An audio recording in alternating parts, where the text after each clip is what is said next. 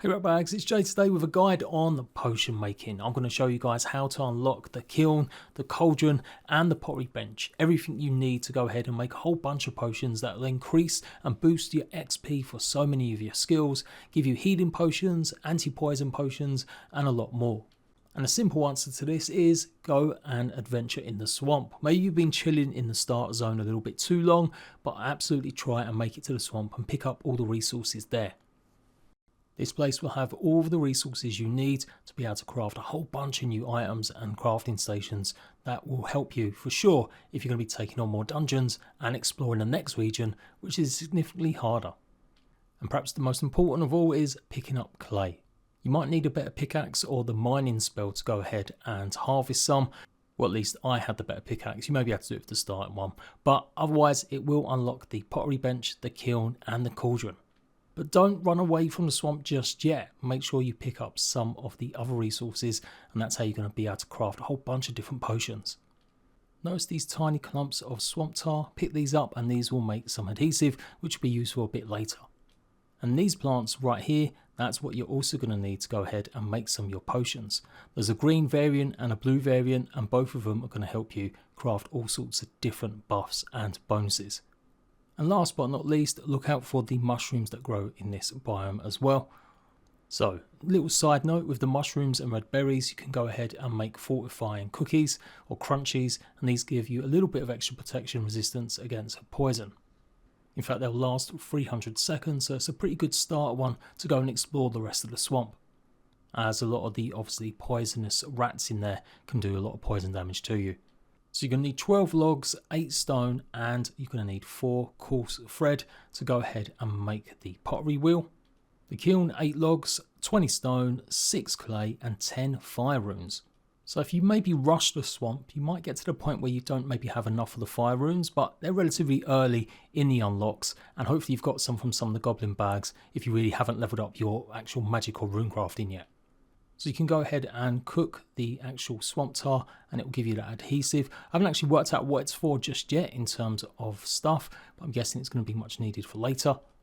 And as you would expect, putting wood inside the kiln is going to give you some of the coal. Make sure you use your special kindling spell if you manage to unlock it, as that also gives you faster cook time when you use it on anything that processes or has heat. It's a great spell to use. It will speed up production for a good few seconds. For the cauldron, you're going to need 16 logs, 6 of the coarse thread, 10 rune essence and 6 of the clay. Once you place it down, it will unlock a bunch of the potions and stuff that you'll now be able to go ahead and craft. But you do need to have the cauldron under a roof. So remember, if you actually hover over the slots once you put a resource in, it will tell you what you can combine it with, so you get a good idea of what actually you'll be using to make your potions. But there will be a mysterious ingredient that has a question mark on it. Well, that ingredient is actually a clay pot. That's what all your potions are going to come in, so you're going to need to cook or make some up. Nice and simple, just one clay gives you one pot, and you can also make these figurines, which you'll need a few of later on as well. Now, I keep calling them pots, they're vessels. You then fire them up in the kiln, and that's the missing ingredient for your potions.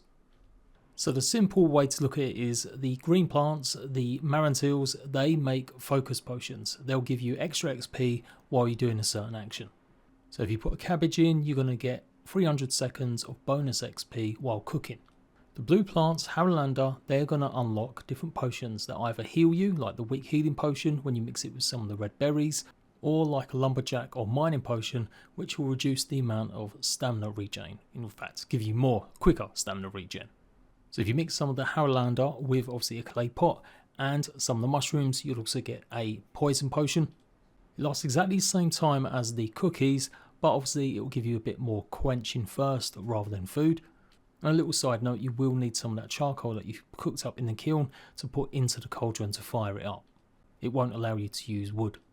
Now there are other minor buffs that give you increased improvements in stamina use for your cooking pot, like I mentioned earlier. I'm not going to cover that in this video because I feel like it's more of another video when I'm going to take a look at all the different foods that you can make. If you go ahead and put some of the red berries in, that's how you get your weak healing potions. Put some clay in and you'll get the Quarry Master potion. Like I said, that helps with your stamina while mining. And if you put some antlers in, then you'll go ahead and get the lumberjack potion. So they're all the potions at the moment with the blue plant. So the green plant, Marantil plus some flax, and you'll get yourself the construction potion that increases your XP when you're building. Red berries with green plant, you get the artisan potion, which is for XP when you're crafting decorative items, I do believe. I think that also helps give you more XP when you're crafting weapons and gear as well. Using fangs will give you more XP while using your attack combat skills. Again, as mentioned earlier, a cabbage is going to give you that cooking XP boost. Bones will give you mining boost. And of course, animal fur will give you a boost to your rune crafting skill. And if you use a feather, you'll get a boost to your wood cutting. And last brief thing to mention, there is a horrible bug at the moment with RuneScape. It is early access title, of course, but if you've got a full inventory while you're trying to make some of these potions, maybe don't, as you can lose a bunch of ingredients. If you swap out one of the plants, it basically cancels all the ingredients inside, and it effectively leaves some of your ingredients just to disappear. I've had a bunch of the actual vessels, the clay pots, as well as like 20 of my Marantil just absolutely go poof. So make sure you have got plenty of space inside your inventory when you're going ahead and potion brewing. And that is pretty much it. I know there might be some more advanced potions. That's going to require a lot more resources perhaps. So that's something I'll look into if it is the case. But otherwise that should give you a good start, helping you heal, helping you get more XP, and definitely something you want to get early as possible so you can really boost up some of your skills.